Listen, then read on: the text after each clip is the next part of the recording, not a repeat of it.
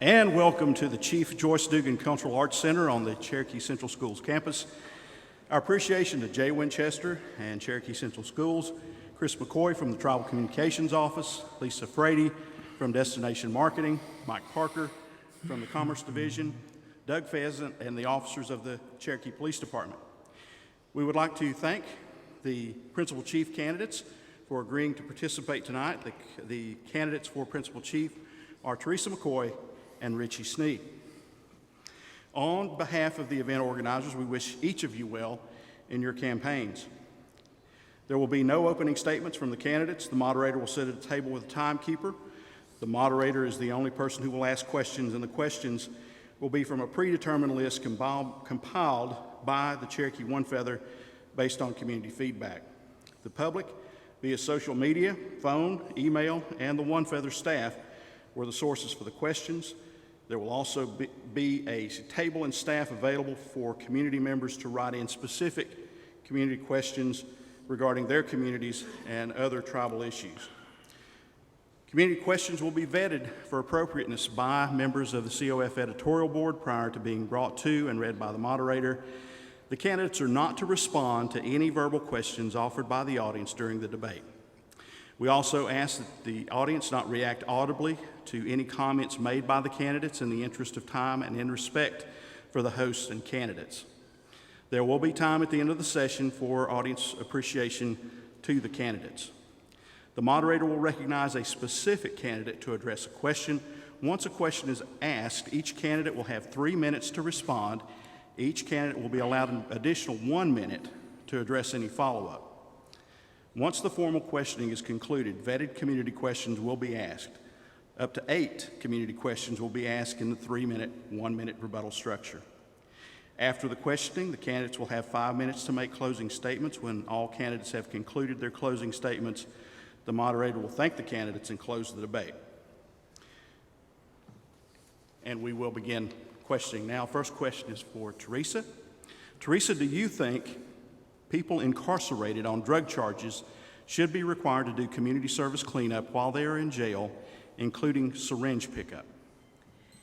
My comments to the first question would be, I take issue with the word required. They are already doing time because they're incarcerated and they were ordered to be there by a judge, and they've already gone through the judicial system. I would prefer that they be allowed to volunteer. And having said that, I think what we need to do is focus on increasing the probation office down in our current system so that there are enough men and women working there who could take somebody out of the system, out of the jail, onto the roads or into the tribal programs and onto our projects so that they can offer and volunteer to do community service work there. There are also a lot of grants available that we can apply for to assist and alleviate some of the cost for a program like that. But I have lobbied for that for many, many years to no avail. And I too remember a time years ago when former Chief Ledford was in charge of that, and we would see our members working in the community. And I believe that it gives them an opportunity to get some fresh air, to get out and about, to stretch and think about why they're there to begin with. My comment for the second part of that question, though, is one that causes me some concern because everyone just should not pick up a syringe. I believe that requires persons who have some type of medical training and they know how to dispose of those appropriately. I think, though, that while we have young men and women who are currently incarcerated, there may be some who choose to step up and learn how to do that. At least I think we should make those opportunities available to them. Thank you. Thank you, Teresa. Richie? Thank you. So while I certainly support having prisoners on work detail, there's many issues we have to look at first. So first, we've consulted with other municipalities, and there's a huge liability issue, and so the reason why most municipalities are moving away from using work groups of prisoners. There's personnel costs, there's transportation costs, higher insurance costs, etc. But the most important factor that we have to look at as tribal members is that we currently have tribally owned businesses, contractors, that we contract with to do roadside cleanup. There are probably 3 or 4 companies that are doing that. They hire enrolled members. So if we were to begin using the prisoners to do roadside cleanup, that would probably knock about 20 or 30 enrolled members out of jobs. So that is that's a factor we would have to consider in that. Certainly, I wouldn't support using prisoners. If you look at counties that used to use them, the reason that they used them because it was basically free labor, and the county received a service, the prisoners got to get outside to do some work, so it was mutually beneficial. But in our instance, we have the resources to pay contractors. Those are tribally owned businesses. Those are tribal members that work for them, and I would not support doing so if it were going to cause them to lose their jobs. I do support other forms of community service through probation. I think there, especially when we're talking about folks who are being incarcerated for simple possession charges and so forth, that it would be better for them to do community service as opposed to being incarcerated. And I do think that we also need to look at expanding treatment while folks are incarcerated so that we have a true rehabilitation program and we're not just having people sit in jail. Thank you, Richie. Teresa, a 1-minute follow-up. Thank you. And having heard that, I'd like to add that we have a very unique situation here because we are Cherokee. And I believe that it would help our people regain value knowing that they're able to give something back to their community. I have family members who have gone and served time for minor infractions, and they spoke to me about this. And like I stated earlier, when it comes to finding the funding sources, there are many grant programs available out there that can assist us with this. It would also provide jobs for more people in our current system. So I personally feel like it should be a volunteer basis, but I am concerned, let me say that, with our young men and women actually picking up syringes. Thank you, Teresa. Richie? I'm good. Next question is yours. What constitutes a reasonable return on investment for economic diversification opportunities? Please speak to specific strategies. Include your thoughts on ecotourism, solar and wind power. Okay, so when we talk about a reasonable return on investment, and I've had this conversation many times with tribal council and other folks who write policy, the issue is that we have gaming revenue, and gaming revenue is a return on investment that is comparable to nothing else in the world. So a reasonable return on investment, 5 to 7% on stocks and bonds, real estate historically 10%, that's reasonable. When you get a return on investment like we get on our gaming, it kind of clouds everything and it distorts your view of what a reasonable return on investment is. If we have multiple businesses that are returning 5, 7, 8, 10% annually, that's good, that's a win. I think what tends to happen is when the tribal government is presented with opportunities for business and they see a return that is 5 to 7%, it's tend to be frowned upon just a bit. Now, historically, like right now, our portfolio is yielding about 8% annually. It does that consistently.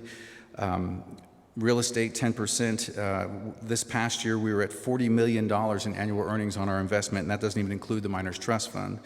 As far as diversification goes, what are we already doing? So one of the first things I did when I got in office as the principal chief was to make creating the tribal LLC a priority. We've tried for years, it's been talked about for over a decade that we need to diversify. Every time there's an election cycle, every candidate says diversify, diversify, diversify, and nobody does it. So the first thing I did, working in concert with tribal council members, we crafted an ordinance that created the tribal LLC to do business on behalf of the tribe because tribal government and government in general moves at a pace that is much slower than what business moves at. We created the Cherokee Sovereign Wealth Fund to increase investment opportunities. As I just stated, $40 million in annual earnings. Our convention expansion, that is an entirely separate form of revenue. That is diversification. It's on casino property, but it's not gaming. It's a $91 billion a year industry, and we are barely scratching the surface on it. The great news on it is that we're already booking into year 5, and we haven't even poured the first footer for the convention center yet. So the returns on that, the pro formas on that looked excellent, so we're going to do very well there. The dining and entertainment and retail expansion in support of that. Commercial real estate acquisition in Tennessee at Exit 407, and we're looking at more property there. We're getting those properties at rock bottom prices for a fraction of what the appraised value is. And as I stated earlier, 10% on real estate is the historic norm. It's a great return. And we're also positioning ourselves well for gaming opportunities in other states. As you're probably aware, state states are picking up gaming and turning to gaming rather quickly. You have Virginia, Tennessee's looking at it, Georgia, of course, is looking at it, and we're positioning ourselves well to be in those markets should those opportunities come about. Thank you, Richie. Teresa? Thank you. Years ago, I supported the endowment theory for the Eastern Band, and at that time there was a cap, I believe, at $100 million for those endowments. I understand now that we have well over $100 million in those endowments, and while that's well and good, we all know what can happen when you have money invested. Look back at 08 and 09 when overnight our children lost almost $60 million in the miners fund. We should be taking the money there, and let's give it to the LLC. Let's give them the money that they need to go out and buy those companies that this tribe can thrive off of, even in a spiraling down economy. Having said that, I see bringing the revenues back in. Let's go ahead and let the LLCs keep 50% of the revenues that they make off of those business ventures that they're going to be doing for all of us. Bring 50% of that back to the Eastern Band, divide that in half, put 25% out there for tribal projects and programs, and the other 25% goes to the people. That's one way I think about we could really think positively about how we're going to look at our future when it comes to our money. The other thing I'd like to say in one word is jobs. The fastest return to all of us are additional jobs for our neighborhood. We went down here and we looked at the solar. I live in a home where solar was purchased. The first year, my husband applied for our income taxes and received the grant money that he'd applied for back from the United States government. So there are incentives to have solar power.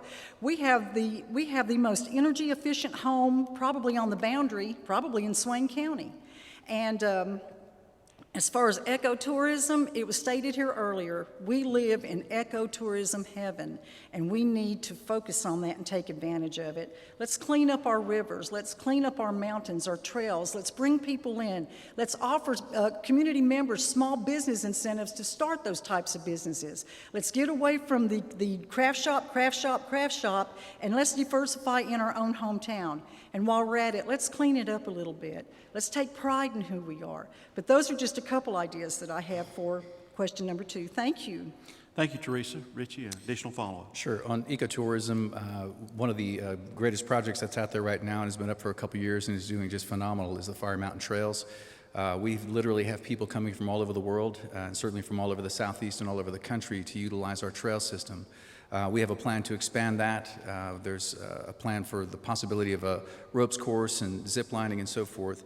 We do live in probably one of the most beautiful places in the country, and the ability for entrepreneurship and small business loans already exist. We have the CDFI at Sequoia Fund.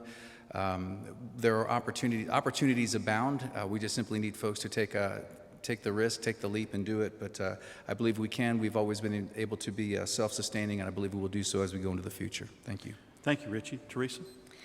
I'll just go ahead and follow up with my previous comment about the solar power. I believe that we as a tribe passed a resolution a couple years ago saying that we as a government may start installing those types of panels on top of tribal buildings and maybe even offer them to our elders. You know, when your power bill comes in the middle of the winter and it's $46 for a month, you realize the savings that you have. And there are so many homes here who still rely on electric heat. Solar power sunshine's free. And solar power can help many areas around your homes. It can help offset your pool. It can help offset other things that you have in your yard. It might be able to help charge your electric car. Thank you. Thank you, Teresa. Teresa, do you support monthly per capita disbursements as a means of universal basic income for tribal members? I do not. I do not, because it will have an impact on services that many of our tribal members rely on today. I believe that the current system we have in place for offering loans to our members is probably the most viable way to go. I most certainly would not support anything that's going to come in and have an impact on the limited incomes that many of our families already have to struggle with. I think that there are more creative things that are out there that we need to consider. For years, I've looked at the tax issue when it comes to the distributions that we receive from our casino. And I believe with the right lobbying, with the right legal argument, there may come a time that we may be able to alleviate the taxes that we pay on our distributions in June and in December. Thank you. Thank you, Teresa. Richie? Right, so we've already explored this in great detail. So we've looked at the possibility of quarterly distributions, and we've looked at the possibility of even monthly distributions. The issue that comes up with this is that those tribal members who receive SSI, SSDI disability, when a distribution is given, they do not receive their disability for that month. So that means in June and December, they get no distribution. If we were to, and they're required by law to take the most frequent distribution. So if we were to move to a quarterly distribution, that would be 4 times a year that they didn't get their disability. If we move to a monthly distribution, by law, they're required to take the most frequent. That would be 12 months out of the year, they would get 0 disability. So looking at it from that perspective, we absolutely cannot go down that road because we would be then punishing our members who are disabled. What we could do, there is a provision under the Affordable Care Act that applies only to tribes. It's called a general welfare exclusion. Now, we have explored this as well. The general welfare exclusion, we would change the distribution. We would have to change our revenue allocation plan. And we then could do monthly distributions, and there would be 0 federal taxes taken out of it. So there would be a savings of about $1,400 to $1,600 per year in federal taxes that each tribal member would get to keep. I went to an Indian Law Legal Summit on this, and when they were doing the period of instruction on this, the attorney who was doing the instruction said, the problem is what you have to, the words that you have to utter. We're not doing per capita anymore. And he said, unfortunately, that's all anybody will hear is that we're not doing per capita. But what we would do is we would set up, it's just semantics. You set up a general welfare exclusion program. You could get a monthly distribution. It'd be the same amount of money annually. You just would not be assessed any federal taxes. So we're looking at that and the feasibility of implementing that type of program. Thank you.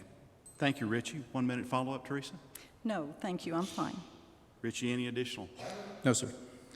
Richie, with substance use disorder being an increasingly significant concern for tribal members, should the tribe harshen punishments, continue as is, or move to decriminalize illicit drug use? How do we aid our young people in getting help without the ills of the criminal justice system? Right, so from the outset, and long before I ever even came into office, I've been an advocate for folks in recovery. I certainly have also been an advocate in opposing the system that has been in place in this country for about 70 years, which is punitive. It's punish, punish, punish. Let me say from the outset, if someone steals from you, if someone harms you, your person or your property, they should be punished for that. What we shouldn't do is punish people for being addicted. We have to see this as what it is. It's a public health crisis. And I think it's important that we also look at what we are already doing. We have the Kanabo-Wotiyi rehab program. We have Analanishki for outpatient. We have the Women's Recovery House that's being built at the Boys Club. We have our syringe assistance program. And most importantly, and the piece that has been missing, is phase 2 of the crisis stabilization unit, phase 2 of the hospital. We are doing more than any other community, probably anywhere in the country. We've traveled to some other reservations and looked at what they're doing, and we're adopting best practices. Certainly on the East Coast, we are at the cutting edge of everything that could be done. But what is most important on this is education and prevention. We've got to begin to look at, there was a question that was asked earlier of the vice chiefs, and I don't know if it's going to be a question that we get. So I do want to address this, and that is, it is imperative that we address the mental health and the substance abuse together. Many people who have substance use disorder also have mental health issues that are not being addressed. One thing that we're doing here in the school now, I'm happy to report, Analanishki is already working here in the school down at the elementary levels to educate. Prevention is key in all of this. I would love it if there was a silver bullet we could fire and make this problem go away, but it has always been, and we are managing it, and we are helping people to be their very best. And I think the mindset that has to change is it cannot be punitive.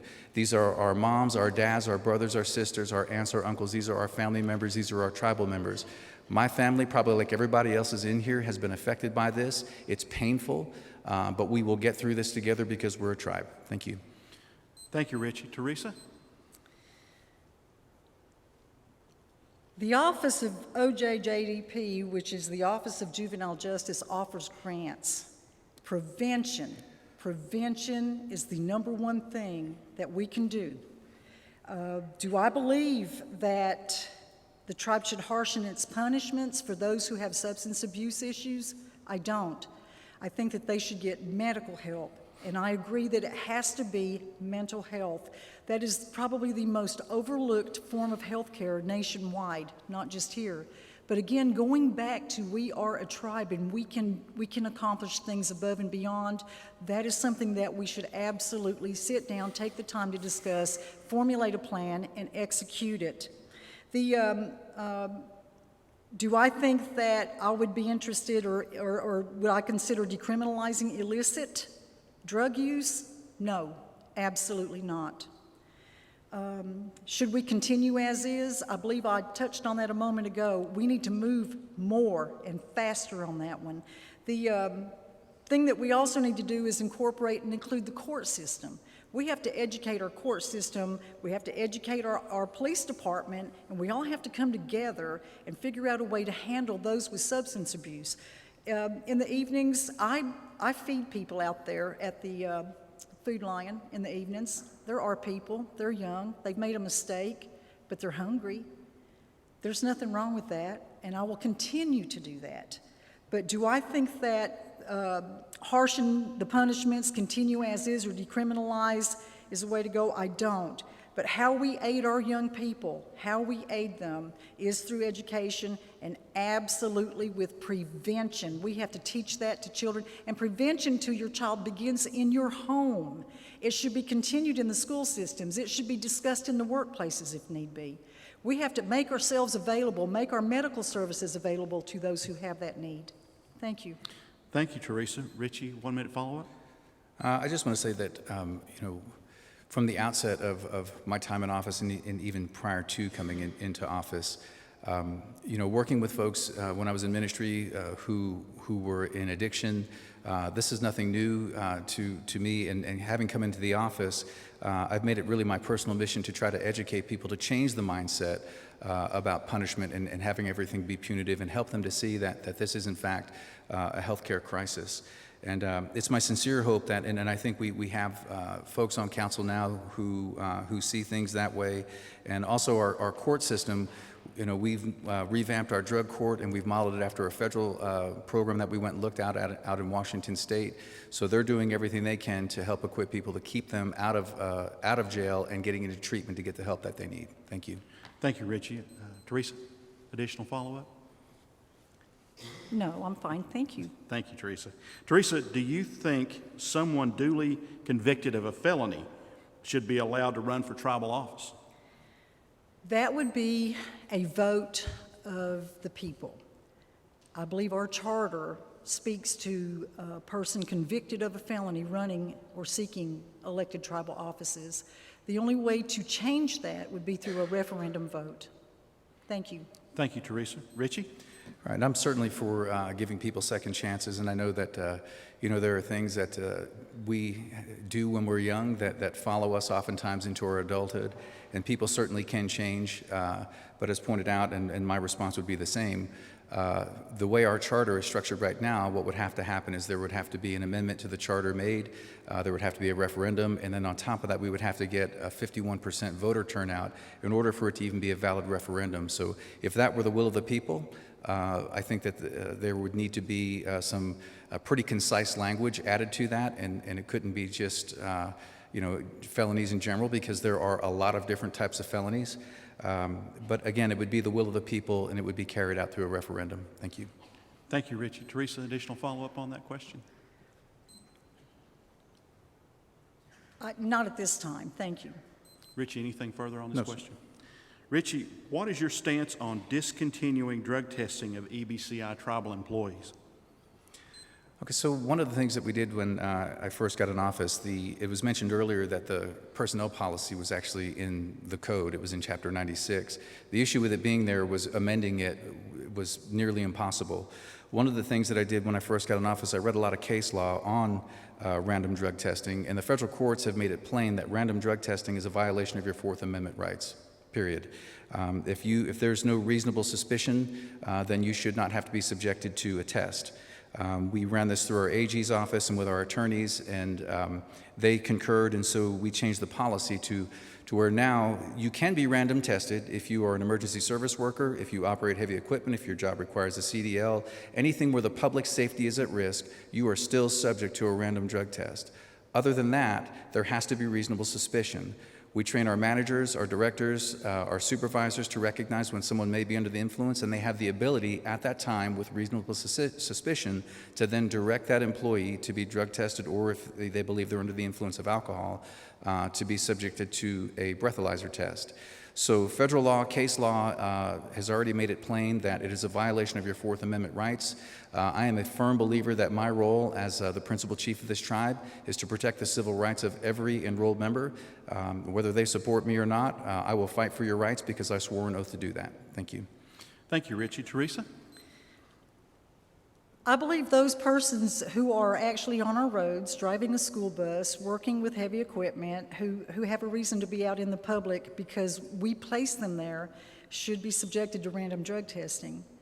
I believe that under suspicion, there's a provision in the policy that where employees can already be, reported to go have a drug test if supervisor, manager, director feels the need for it, and I agree with that.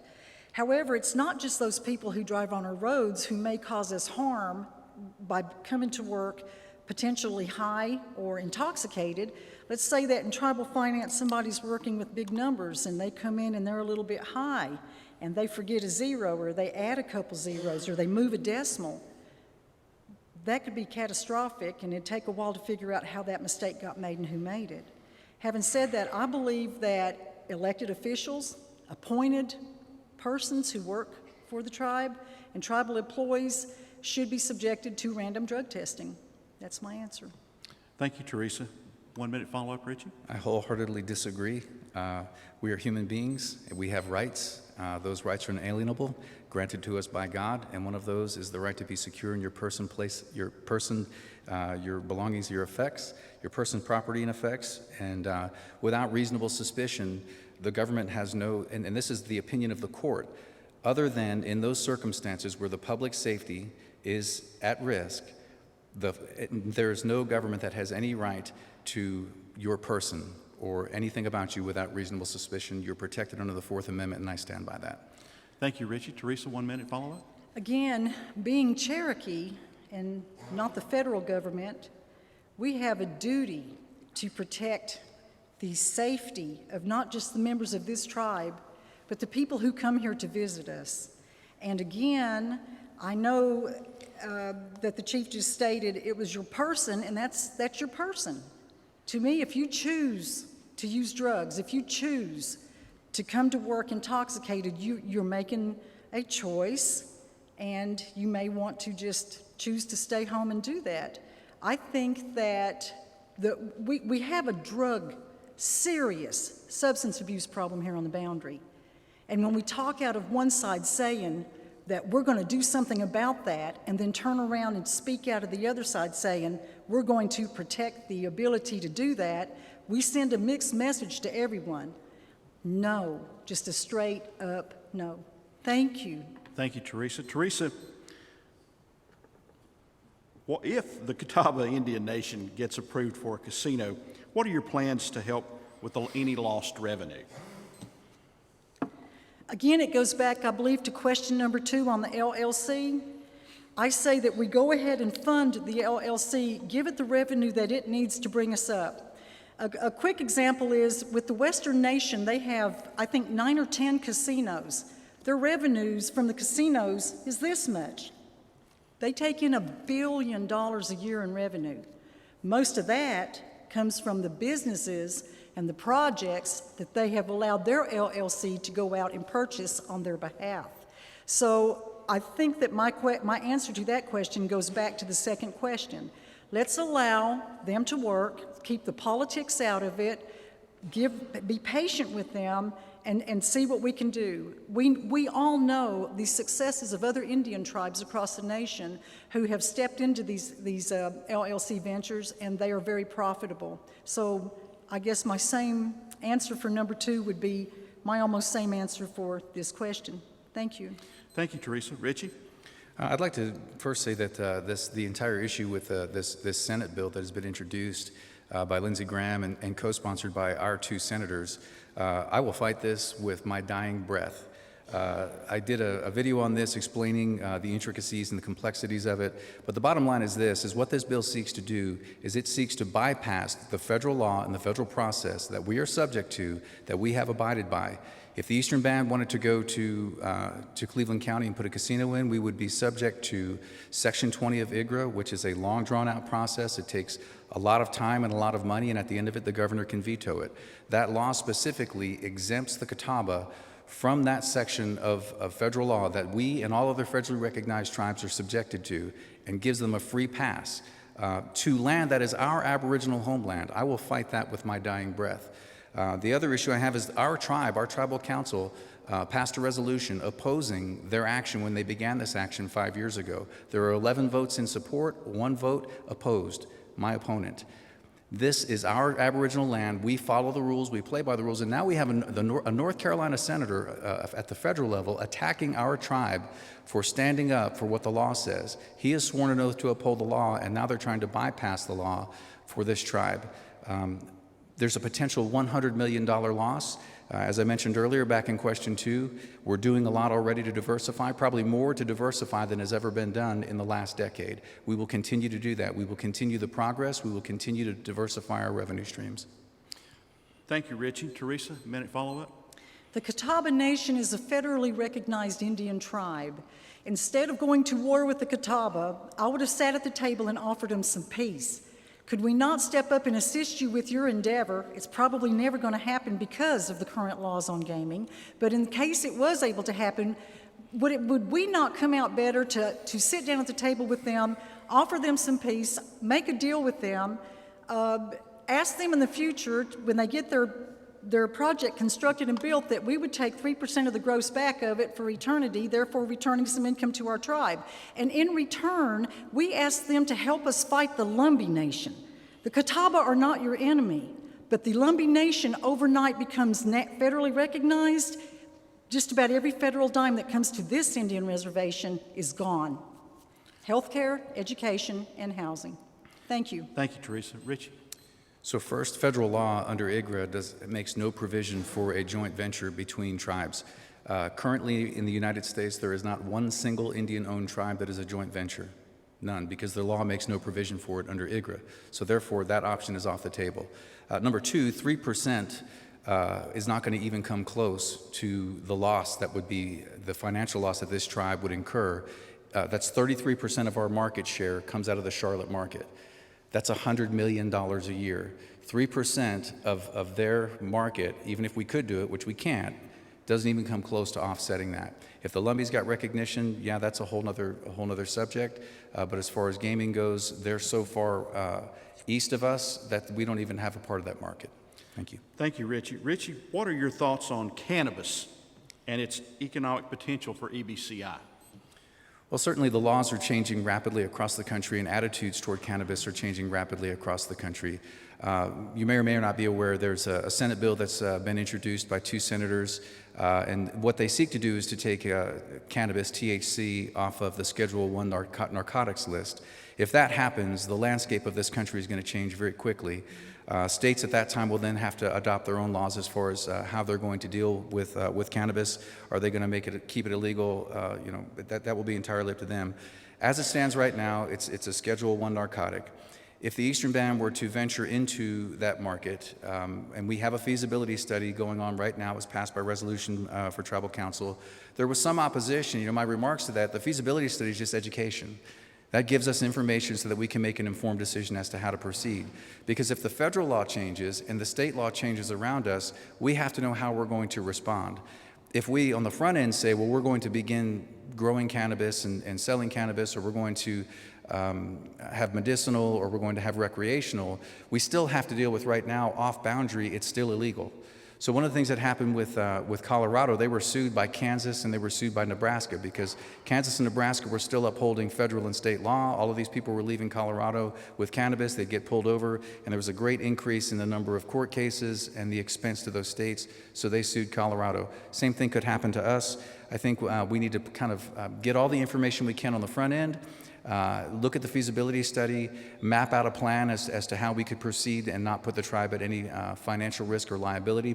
But I do think there is an opportunity there for us, and I think that the best first step we could take is to venture into the hemp market because it's wide open. There's a lot of money to be made there, and should the federal laws change, if we're already growing hemp commercially, industrial hemp, the ability to change to cannabis should the laws change across the country and a state, we would be well positioned to enter into that market.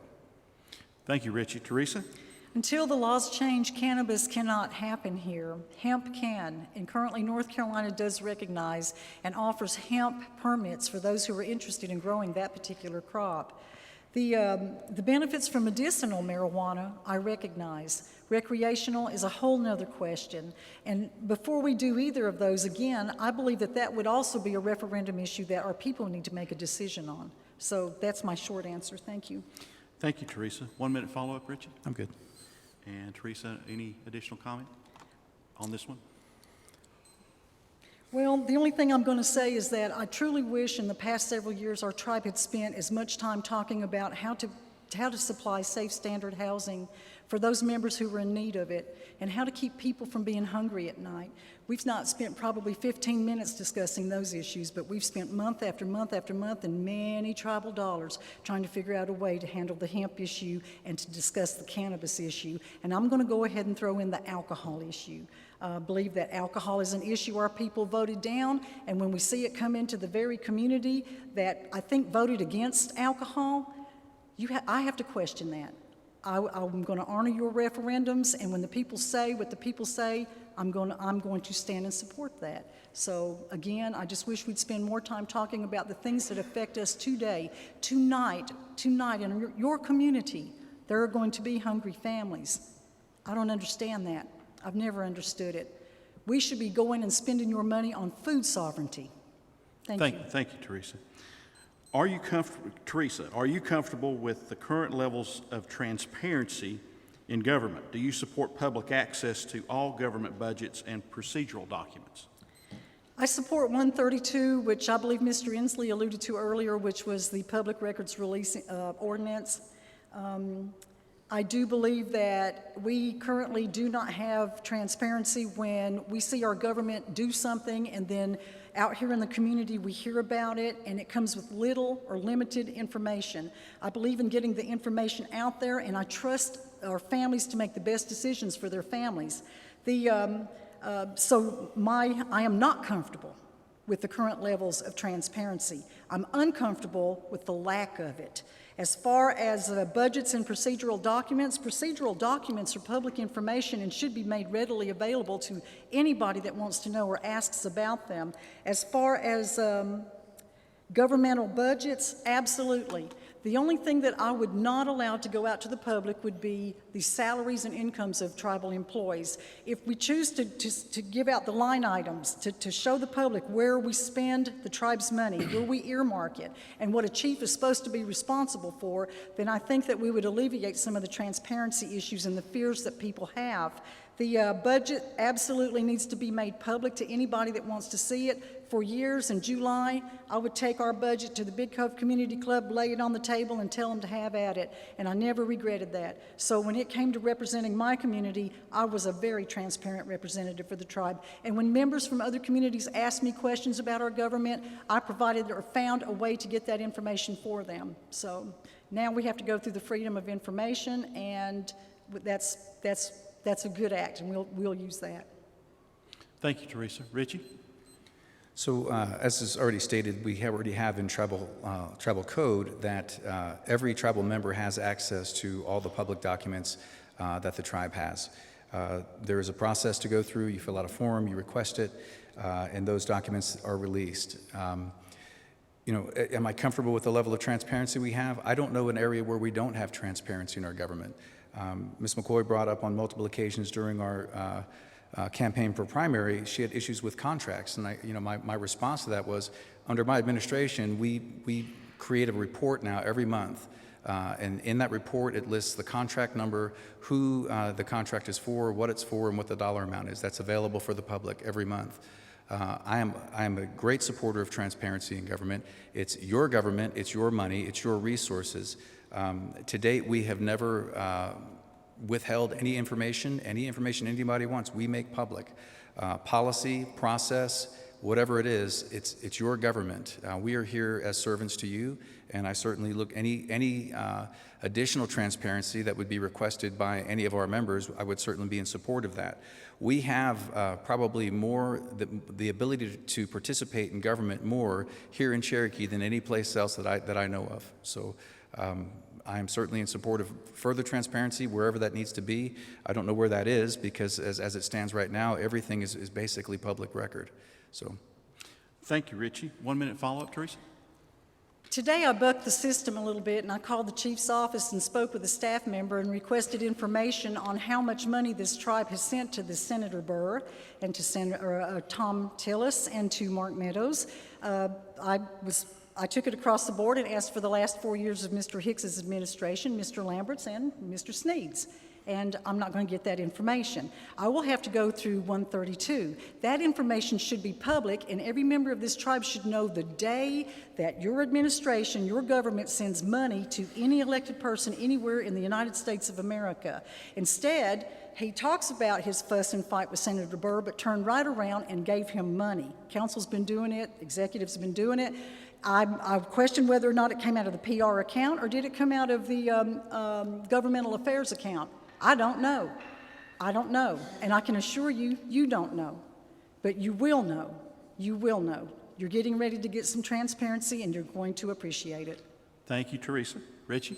sure. So I think it's disingenuous to ask an hour before the debate for information when there is a process that's provided for in the law to get that information. And that information will certainly be provided.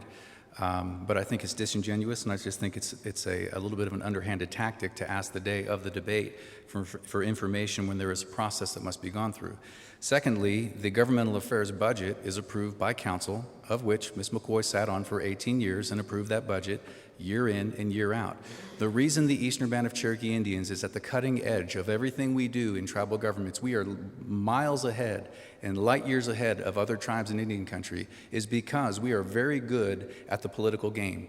I didn't make the game, I don't like the game, but we play the game well on your behalf, so we have all the benefits that we have now. And we will continue to do that. And on the day that that stops, you will know, because funding will stop in a lot of areas. We secure millions of dollars every year in grants.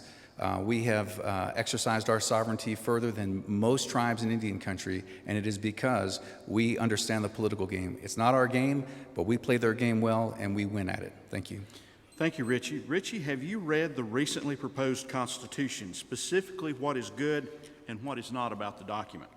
Sure. I have read the Constitution. I actually attended several of the work sessions that took place at Yellow Hill, participated in those, was very happy when some of our judiciary got involved in the process. The document itself, it's lengthy. There's a lot of good things in it. I applaud those folks who worked on it. They put their heart and soul into it. When I was at Yellow Hill for the Meet the Candidates, the question was posed to all of the candidates: do you support the Constitution? I was the only candidate who gave an affirmative answer: yes, I support it, with amendments.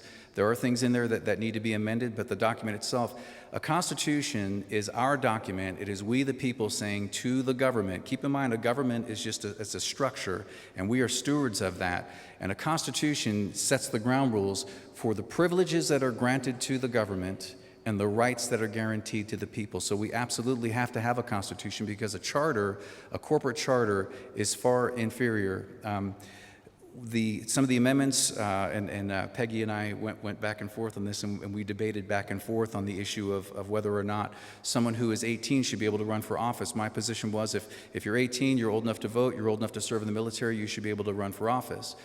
She disagreed with me, and we debated that point back and forth. And it was a good spirited debate, and I really enjoyed it. But I certainly support the Constitution. I'm a little bit disappointed that I'm thinking it's not going to go to the ballot this time. I think those folks who worked on it, again, put their heart and soul into it. But we absolutely have to have one, and I certainly support it. Thank you. Thank you, Richie. Teresa? I will make the Constitution a priority. It has been for years. I believe there's been several times in the past 20 to 30 years that it's come up. The 1986 charter and governing document we go under now it no longer meets the needs for the tribe.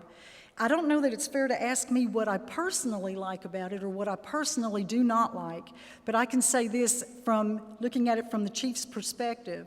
When it came to the issue of the Grand Council, I believe that that's the People's Council. I believe that a constitution is the people's document.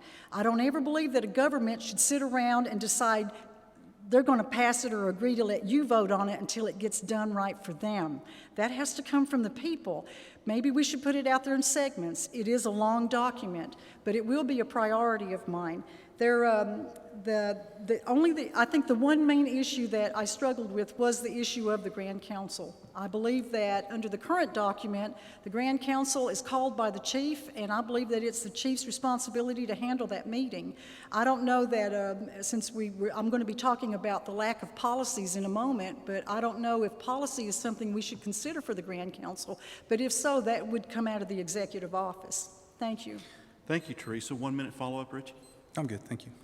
Teresa, any additional comment on this? I would hope that we use our media, our social media, our newspaper, our community buildings, our community officers to educate our families on the Constitution. You know, do whatever we need to do to get that document passed by our tribe. Many tribes have short constitutions. They're 7, 8, 9 pages long. Ours is in the 20s, and that's a long document to recall and remember.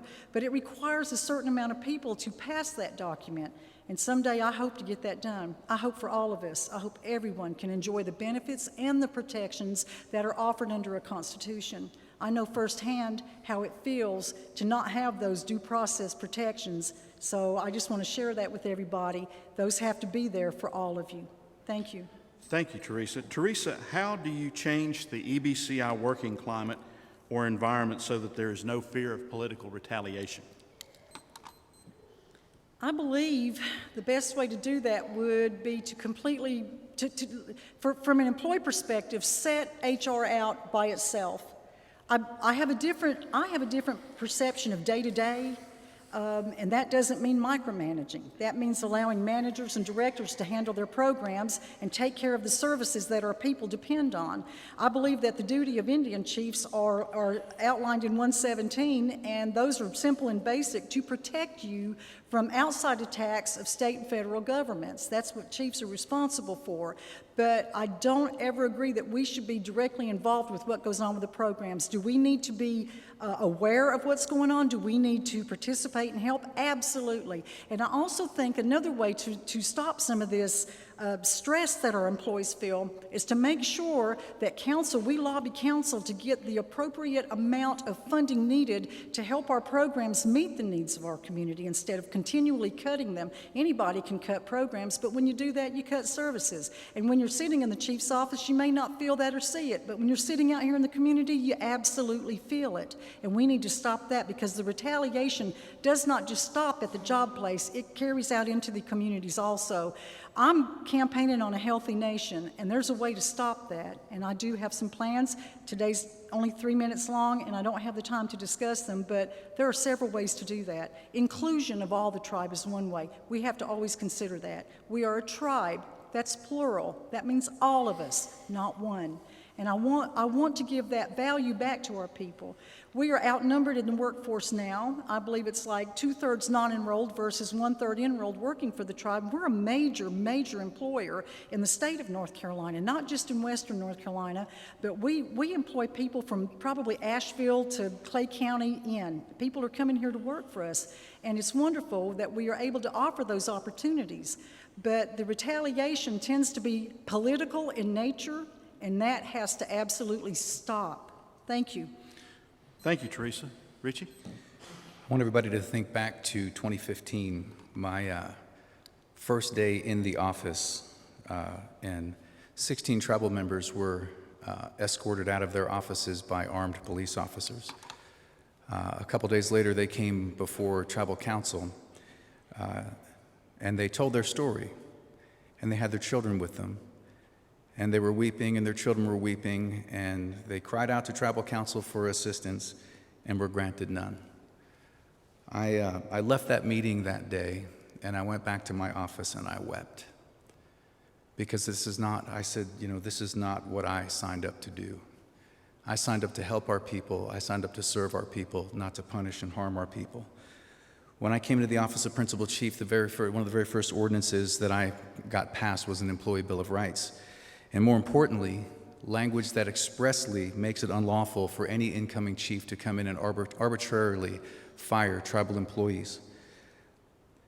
I find it disgusting that any person who calls themselves a leader would use their position of authority as a club and as a tool to punish people. And the fact that that has happened historically in our tribe, we are better than that. When I came into this office, I kept a majority of the appointees against a lot of people's advice, because I said, these are tribal members, they have families, they have mortgages, they have car payments, they have bills, and I will keep them and we will work together. One of the other things that I supported was having the signatory authority stop for authorizations to hire to stop with the secretaries in an effort to keep politics out of hiring. We passed an anti-retaliation reporting ordinance. We've placed all of the appropriate mechanisms in place to protect our employees. I don't understand why or how anyone could come into this office. This is a position of honor. It is a position of stewardship, and use it to harm people. I haven't done that. I would never do that, and I've done everything in my power to protect our employees so that on the day that I leave this office, whenever that is, that whoever comes after me can't come in and do that to our people. Thank you. Thank you, Richie. 1 minute follow-up, Teresa? I've been asked the question and even answered the rumors in the community already. Who am I going to fire? Well, the short answer is no one. Even those that stand against me and speak against me and are out there campaigning for Mr. Sneed, I just need them to come to work and do their jobs. That's all. Nobody's getting fired. Nobody's getting terminated, moved. There will be no retaliation. There never should be. But the council is not responsible in this case, as alluded to earlier by Mr. Sneed. That was his job to handle that, and he took care of it, and we all know how that got taken care of. So again, there will be no terminations from our administration. That should be handled by HR. We need our employees at work, taking care of the people they serve. Employees should never be loyal to me. They should never be loyal to an Indian chief. They should be loyal to you and for those services that you depend on. Never us. Executives have too much to do than to go by and just scare people. Employees need to go home and focus on family and not whether or not they have a job. Thank you. Thank you, Teresa. Richie, minute follow-up? Yeah, there was a high level of anxiety at the tribe underneath the Lambert administration. It was palpable.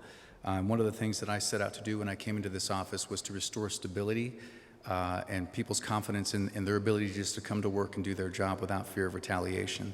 That was my commitment when I came in. That is the commitment as I continue in office, and that will be my commitment to all of our tribal employees should I be elected as Principal Chief. Thank you. Thank you, Richie. What would you do to improve or balance housing opportunities for tribal members and needed workforce? Sure. So we've made a lot of progress in housing in a very short period of time. When I first came in, one of the first projects we launched was the Painttown Apartments, which I think there's 85 new units going in there. We purchased the adjoining property next to it where the barbecue restaurant was. We're going to demo that. I think we're going to put in another 25 units there.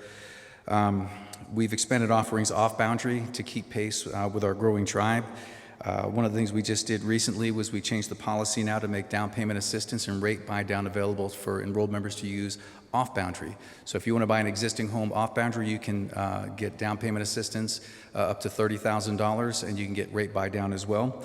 That opens up the opportunity for members to get housing immediately because the process on the boundary is a slow process, and there's a lot of contributing factors to that.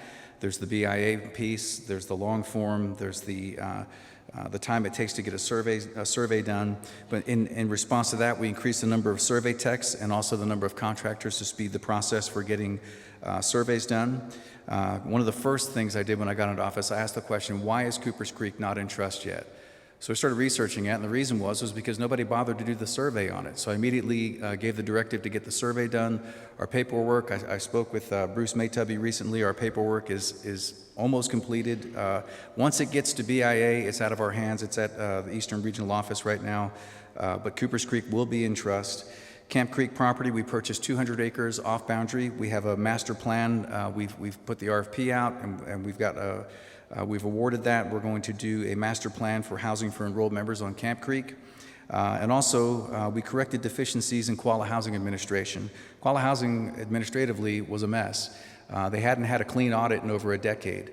For the first time ever, I think 3 months ago, we got our audit results back, and for the first time, we have a clean audit at Qualla Housing. So we're cleaning up a lot of things that have been dysfunctional for a very long time. We've made a lot of progress, but there's a tremendous amount of work left to be done yet. As far as workforce housing goes, there are opportunities that won't cost the tribe anything, and that is tax credit housing, similar to what with the apartments that are up at SoCo, where a developer will come in, we provide the land, they build it, and after 25 years it reverts to the tribe, or if we wanted to, we could develop property ourselves. We are going to need more employees, and so, but first and foremost, tribal members first, and we're doing that. So thank you. Thank you, Richie. Teresa? Well, I believe that sometimes we try to fix things that are not broken. And the last time that housing actually worked in Cherokee or for tribal members was during a time when some of you may remember you would go to the Roundhouse or out here to hammer nails, and you participated with your home. We still have a lot of those homes here today. It's well and good that these new opportunities are available. Those should be continued. We should never stop looking for better ways and faster ways to put our families into a safe standard home. As far as the Coopers Creek property being into trust, over half of our tribe does not live on Indian land now, and the concern has always been they're going to pay taxes. Well, I got news for you. Wherever our tribal members are living at now, they're paying taxes, but they have a home and they're living in them. We here on the boundary have pushed and pushed and pushed housing to the back burner, and it is my personal opinion, having served on that board a couple times, that there was a lot of political interference with who was going to get a home and who was not going to get a home. And whether we want to admit that or not, that was actually happening. I saw it. I didn't like it. Having said that, I know that we have talked about other opportunities. One of those that came to me the other day again was the tiny house project. Tiny houses are actually something that we can build on our steep hillsides. Small homes for single people, a couple. You may not have 3 acres of yard, but you'll have a place to park your vehicle and a place to sleep at night, cook your meals, have company from time to time, and be safe. Those types of options should be available to us. But I think that when it comes to housing, we need to be as creative and as quick as we possibly can be. More and more people come. Our land base doesn't grow that fast, and we seem to always I think we shoot ourselves in the foot by having too many regulations on trying to get a home. I know we're all familiar with the little brown bat, and I know we're all familiar with when we can and can't cut a tree. Sometimes we need to peel those back just for a little while until we can get people in those safe standard homes. A moment ago, we talked about what would help our youth. When you have 3 generations of people living in a 3-bedroom home with 2 bathrooms for 10 years, that causes an adverse effect on children growing up. Adverse effects are what cause our young people sometimes to make a mistake, make a choice, and their life gets tangled up in substance abuse. So our health starts in our home. Our health is our food. Our health is our environment. Those are the things that we should be focusing on. We need to regain our value as people. We need to look after each other, and we need to never give up on finding every opportunity we have available to build a home for every family on our Indian land that wants that home. Thank you, Teresa. Richie, 1 minute follow-up? Right, sure. I'd like to comment on the board, the Qualla Housing Board. Certainly one of the things that we recognized immediately was that a lot of the issues that were that were occurring at Quala Housing were a direct result of politics and political decisions that were being made from the board. The board actually was the governing body, and actually they were responsible for day-to-day operation of that program, I think, for about the last 15 years. We changed the ordinance, and I was very grateful to Tribal Council for seeing the need to do so, to where the board is not the decision maker anymore. They're in an advisory role, but they're not the ones making the decisions about who gets a home and who doesn't anymore. Those are all taking place now through a regular process that very similar to what you would go through if you went through a bank or an outside lender. Thank you. Thank you, Richie. Teresa, 1 minute follow-up. The other suggestion that I have, and I've thought for a long, long time, is why do we not have our own modular housing program? We have a huge warehouse sitting right down here on Aquani. We could start at the first, start with the floor, start with the siding, start with the roofing, electrical, plumbing, and at the end of the assembly line, our men and women build our families' homes, and we allow our families to purchase those homes for the cost of material, not the labor, because we're going to pay those men and women building those homes good money to provide those. Anybody in the neighborhood wants a home, they can come here and buy them for labor and material cost. But that gives you people working, that builds up the skills. Our community we're running through a shortage of skilled workforce people. We need those plumbers, we need those carpenters, we need those electricians, those surveyors. We need people who can do those things for us. So I would hope that we would be able to kill several birds with one stone, turn it into a profitable, educational, and employment opportunity program. That's just a short plan. I hope you think about that. Thank you. Thank you, Teresa. Teresa, Solid Care is in dire need of a new facility. Where is that on your priority list?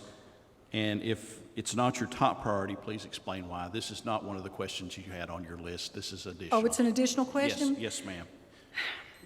It is vital. It is important to make sure that we take care of those who are spending their last days of their lives or in recovery from an accident or surgery.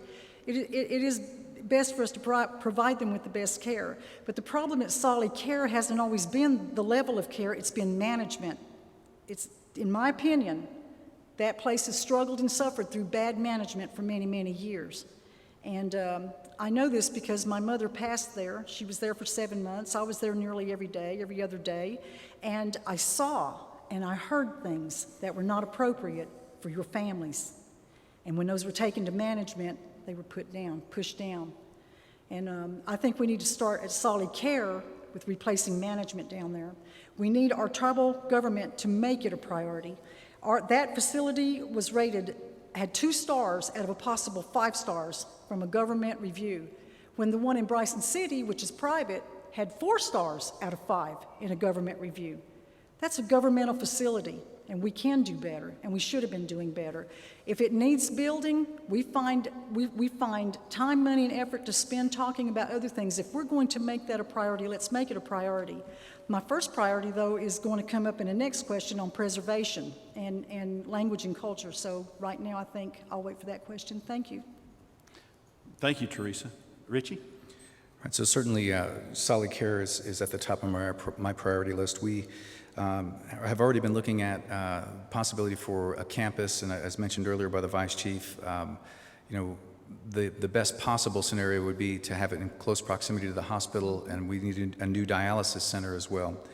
Currently, VOC and HIP are coordinating a planning grant for such a project. HIP has land, but also I think that the land that's adjoining the hospital, which was actually slated for the adventure park, would probably be the best possible place to put it. It's close proximity to the hospital. We could do assisted living and the Solid Care Center and the dialysis all on one campus. The land's there, the land is good, and I think we should do it. And I hope that Tribal Council will appropriate the funding to do that. Thank you. Thank you, Richie. 1 minute follow-up, Teresa, on this question. I agree that it needs to be placed as close as it can be to our current medical facilities. I mean, they do provide health care, and they also, and the dialysis center is there, and for years, the council volunteered to the dialysis center, and I always made sure that they had the report on how things were going down there. And those are continually used, not just by our members, but other people who come here, and we have to continually upgrade them, and we have to make sure that we have the medical personnel, those CNAs.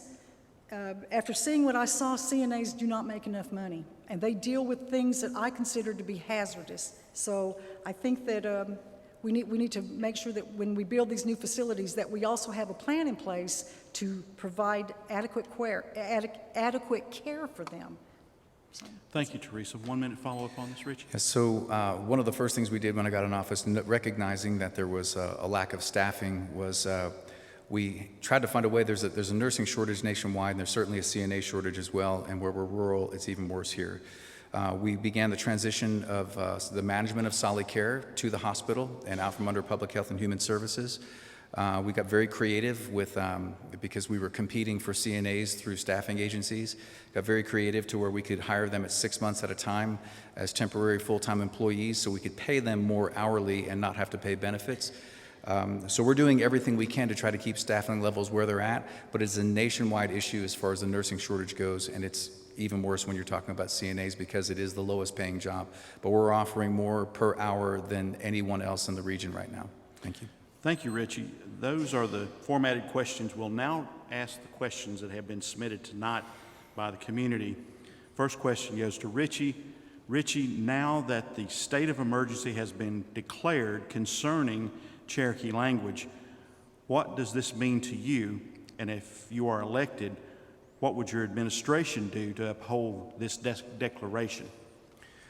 Well, I think more than anything else, there has to be a community-wide effort, and it's going to require individuals, all of us as individual Cherokees, to take personal responsibility to begin to learn the language, to speak the language to one another. It's a challenge, but I know we can do it. I certainly support the Master's Apprentice program. I first saw that program several years ago when I traveled out to Tahlequah, and I was amazed at the number of young people, 19, 20, 21 years old, who were speaking fairly fluently. They spend 8 hours a day immersed with elders, 40 hours a week. And to me, literally, Cherokee Nation was putting their money where their mouth was, and they were saying, look, we really believe that our language is in trouble, and we're going to do what we need to do in order to preserve it. And they are paying people full-time, $9, $10 an hour or whatever they're paying them to be in this Master Apprentice program. I think we need to expand the language offerings at Cherokee Central Schools because the main reason is once our students, I was here a couple weeks ago for the graduation of the New Gadoo Academy kids, and it was very heartwarming, and I was thinking, they're leaving their tight-knit little community and they're about to go into the big school, and the language offerings at the school are not going to be as sufficient as what they were getting at the academy. So I think we need to expand our offerings there so that those students also will have continuing education. And what it also does is, as we develop more speakers in the elementary, middle, and high school, when the kids that leave Gadoo get to middle school, they will have other kids that they can converse with.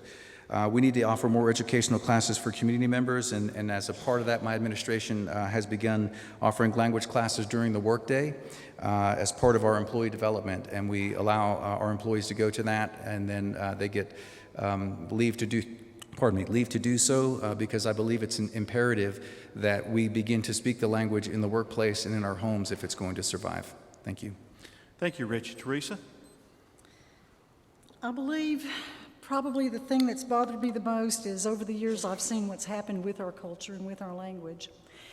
Our language was probably leaving us really fast after the boarding school days, and for those who remained that did speak, I think the fear of them teaching their children had remained. I don't know the answer other than preservation, and I mean preservation. Record it, record it.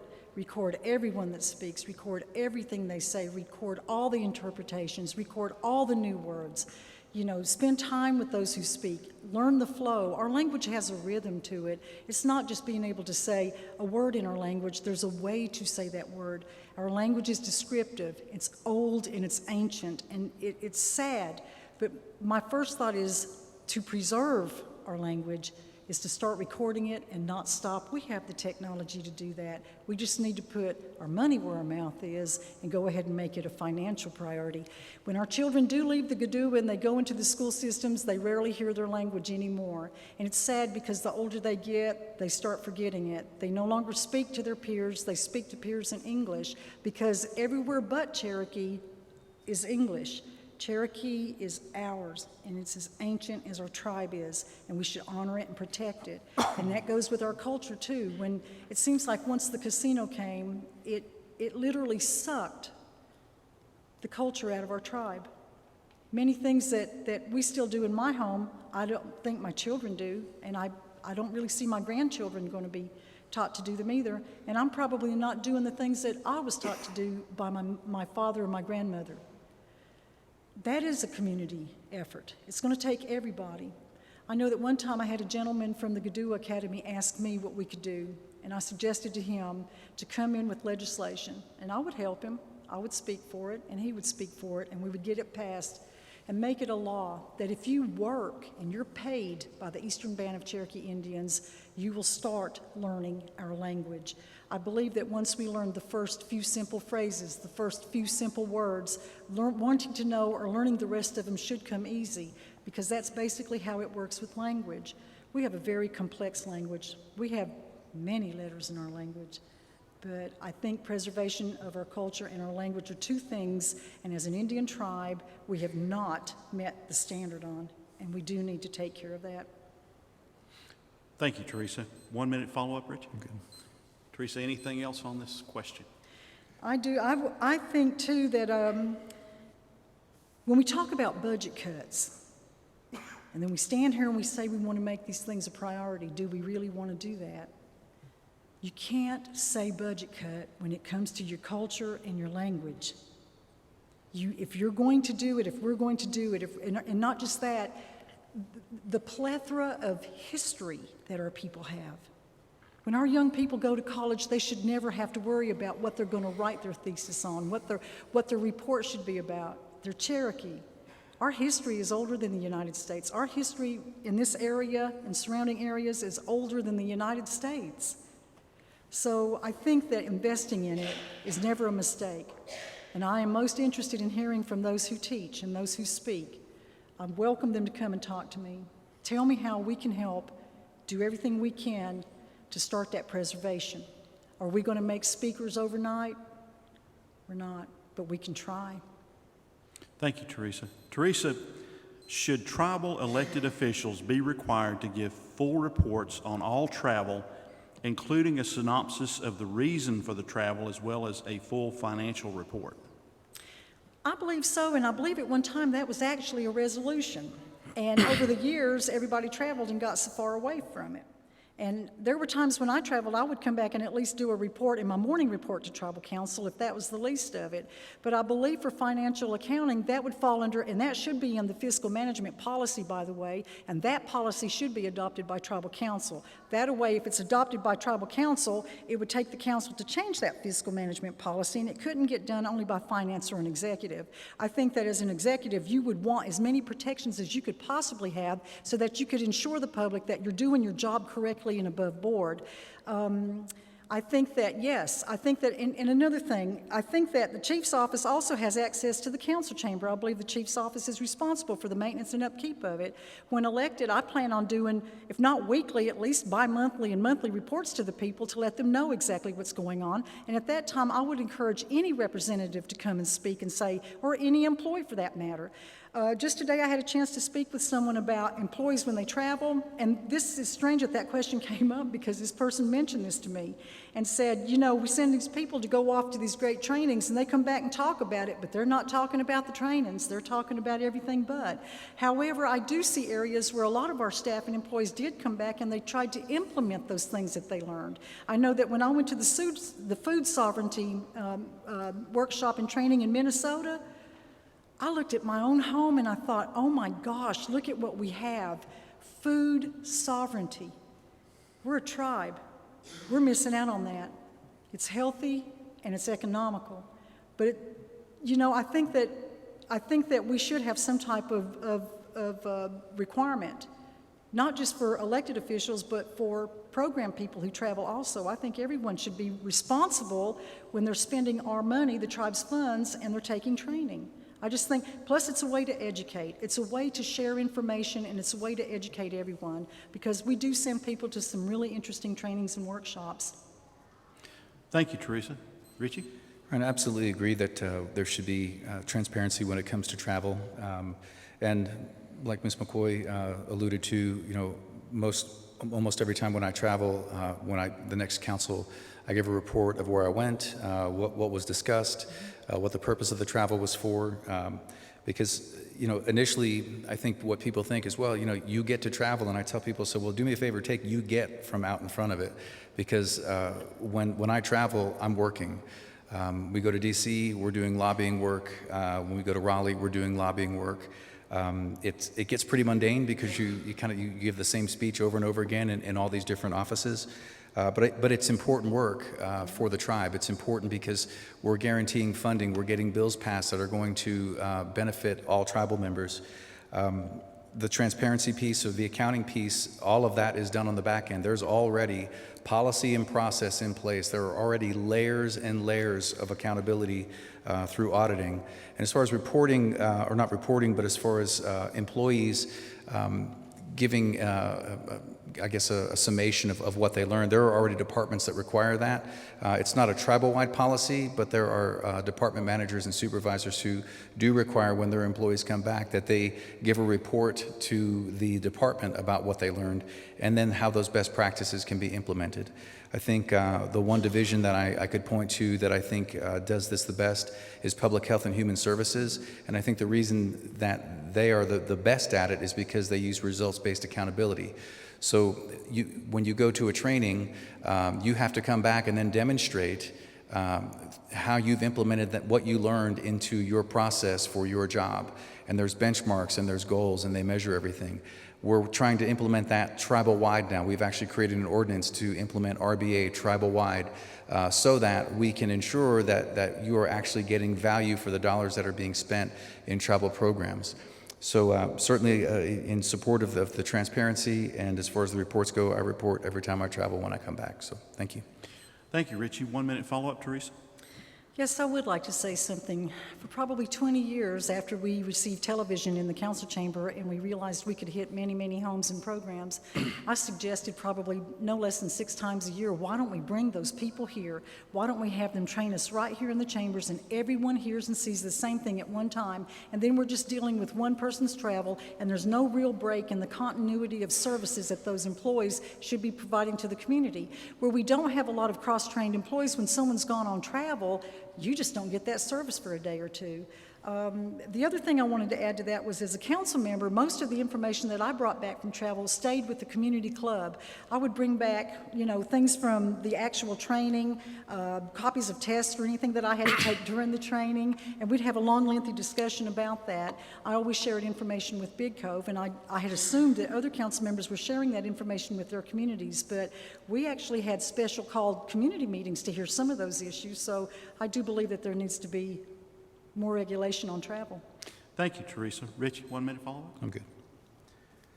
You're good? Okay. Richie, a community pool project was started several years ago in the Yellow Hill community, but it was halted soon thereafter. Do you support the construction of a pool for the Cherokee community?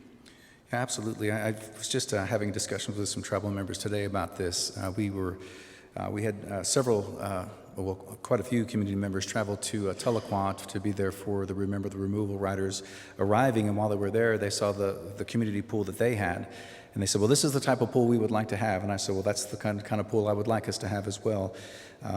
So they asked if that would be something I would support, and I said absolutely, and we have the land for it. We just need to get the plan in place and carry it out. Thank you, Richie. Teresa? I am in full support of a community pool. I don't know that putting it in a commercial district is the ideal place to put it, but I do agree that we do need a pool, and we need more than a pool. We keep talking about ways to keep people busy, give them things to do, and that would be something. I want to see things that we have here that are specifically for tribal members to enjoy. I know we cater to the tourists, but sometimes we need to take care of ourselves. A community pool, a recreation area, more a possible campground for tribal members. We could have places for them to picnic. There's a lot of opportunity. We just need to take the time to do it and find a place to build it. But I think I do support a community pool, and I believe the area that they had picked down here was between the Yellow Hill building and the village, or where the veterans are at the old Civic Center, and that's not probably a large enough area to do it in. We have other tribal land where we could put a facility like that, and I would hope that we would start looking for that and move forward with it. Thank you, Teresa. 1 minute follow-up, Richie? Yeah, I think I would agree with you on as far as location goes. That was one of the issues that came up was it's prime commercial real estate. Do we really want to put a community pool there? If we can't identify another site that's feasible, then I guess that would kind of be the default. But I agree that we certainly need to have more offerings for our young people. Thank you, Richie. 1 minute follow-up, Teresa? Oh, no, that's Anything fine. further? Thank you. Okay. Teresa, what do you feel the role of Tarot office should be in the tribe? I believe that the role of the Tarot office should be to protect our members who have small businesses who may be able to offer those services to the tribe under contract. I think that our current Tarot office, from what I'm hearing though, has started taking off leaps and bounds, and they have actually asked, or they put a poll out last week and they requested those interested to come in for classes on grant writing, and they've actually graduated a class. I understand that they've also done the same thing for notaries, because sometimes it's hard to find a notary, and they were overwhelmed by that. Also, there's a Duke paralegal project that they're starting up that you can do from home on the computer. I think that's wonderful. But my favorite thing about Tarot was the Mothertown project, and again, we have a project that provides a service, a much-needed service, and it's very successful to our families and our members who have substance abuse issues. I would put money into that. I would grow that project. I would use every available resource that we had to make sure that that particular project grows. So Tarot also has a bank of employees that they keep so that our young men and women in the community who might not have a job can go down there, give them the information. When those jobs come open, when contractors come, they can be contacted to possibly come in and work. I would like to see Tarot grow. I have a lot of respect for it, and where I first learned about Tarot was in Tahlequah, Oklahoma, about 25 years ago. I was amazed at how far they had come. Tarot is a growing thing across Indian country, from Alaska to the Southwest, Northeast, into Florida. Tarot is a good thing if it's done correctly. Let's keep the politics out of it. Let's let them follow their policies. Let's let them provide that service to our community, because I think Tarot is providing a good service. Are there issues? Are there problems? Probably. But I think we should talk to them and trust them to work those out. Thank you. Thank you, Teresa. Richie? So I think that the intended role of Tarot is actually to create opportunities for small business owners, to give them a bit of a benefit when it comes to bidding on contracts, where they can actually be a percentage 5% higher than a non-Tarot vendor, and they would still be awarded the contract. It helps small businesses get their feet under them, but helps them grow. The other thing it does is it keeps tribal dollars in the tribal community. When we're spending tribal dollars with contractors, when those are tribally owned businesses, those are tribal members who are receiving tribal dollars for their work, for their services, and we're keeping the money in our community. Our Tarot office has done a great job of expanding their offerings, the job bank, and as noted, because they deserve a great deal of credit, the Mothertown project. I went and sat in on some of their classes. They're doing life skills training. They're equipping folks who are in recovery to be able to go into the workforce so that they have the ability to provide for themselves. I think that the Tarot as it exists right now, one of the things that I did disagree with was trying to become basically the EEOC. I think that is something we need to take our time at moving into if we're going to move in that direction, because the initial intent of Tarot was to provide a benefit to tribal small businesses. Another issue we need to look at is, do we need to, at some point, when a business reaches a certain financial threshold, do we then at that point say you don't derive the same benefit as a smaller company? Because what tends to happen, and what we see happening is, especially in the construction realm, you have some companies that started out small and now they've become the big monopoly, and it's very difficult for the smaller contractors to compete with them. So we've got to find a way to bring some equity there. I'm not saying that we punish the larger companies, but we've got to find a way to bring equity so that the initial intent of Tarot, which is helping small businesses, entrepreneurs, get their feet under them and grow their business, they're still getting that assistance and not having to compete with a very large corporation. Thank you. Thank you, Richie. 1 minute follow-up, Teresa? Another thing that I would like to see Taro consider or pay close attention to is the possibility of Indian fronting. I know that that was a concern years ago with Taros nationwide in Indian country. Another thing I think that I would like to have them talk about is the possibility of changing or amending the bonding situation for persons who are going into small construction projects. People doing rehab, people adding ramps to houses, those types of things, because those can turn into monopolies here where we have, you know, a contractor who gets all of the jobs and it doesn't leave anything out there for others. And then another thing that I'd like them to look at or relook at is the subbing of some of those contracts. I think if one of our members wants to bid on a job and they get the job, they should do the job. But what we're seeing is that some of them bid those out, which knocked out another tribal family from possibly having an opportunity at an income. So that was just food for thought. Thank you. Thank you, Teresa. 1 minute follow-up, Richie? Yeah, I think that, you know, as stated earlier by Ms. McCoy, you know, are there some issues at Taro? Sure, there are issues at every organization. I think there's good leadership there now, and, you know, the board is doing everything in their power to ensure that tribal members are deriving all the benefit. But yeah, one of the issues with subs, that there are policies and processes that need to be put in place just to tighten things up. Thank you, Richie.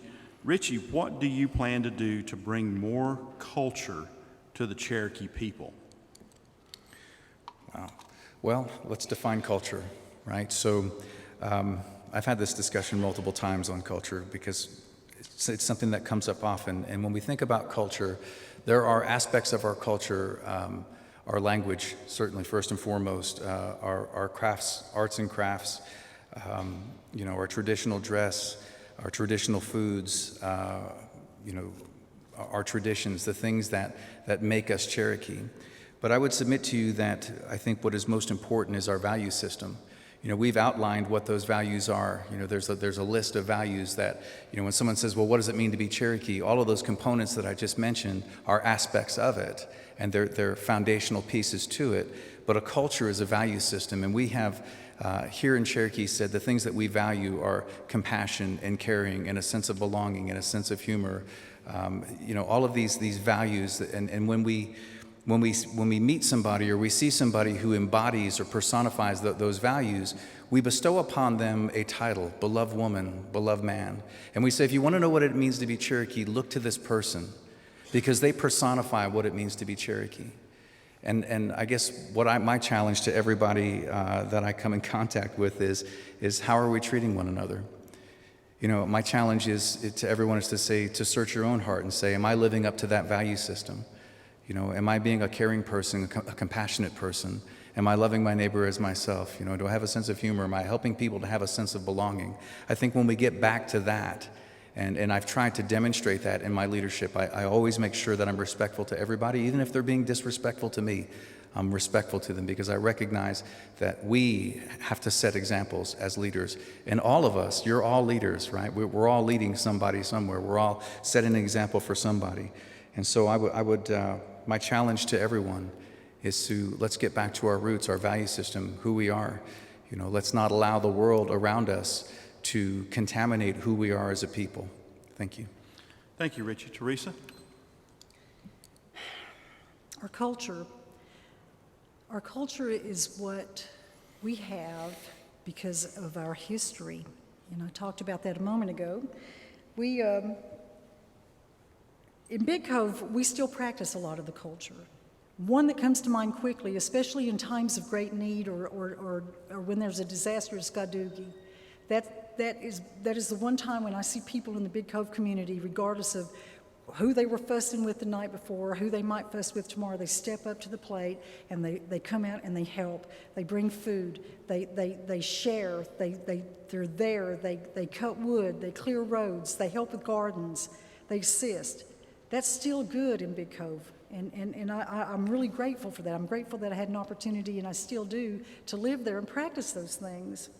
We talk about one of the values that Cherokee people have that's different from others is the ability to agree and to disagree, because dissension in our tribe was as out there as agreeing all the time. So we've learned to do those things. But I think our culture, or us losing it and not practicing it, is another factor to what's happening with our young people today. Our culture is our value. And when we do not teach young people about it, they have no issue when it comes to them, ignoring it and making bad decisions. The culture, we have a clan system. Our clan system is probably the basis of our culture. And I know that I would hope that in our school systems, we would hopefully get a way to come in for us to fund those, to make sure that we have additional revenues for teachers to do cultural events. I would also like to see employees buy into it. If they're working here, they're working for a tribe, they ought to know about a tribe.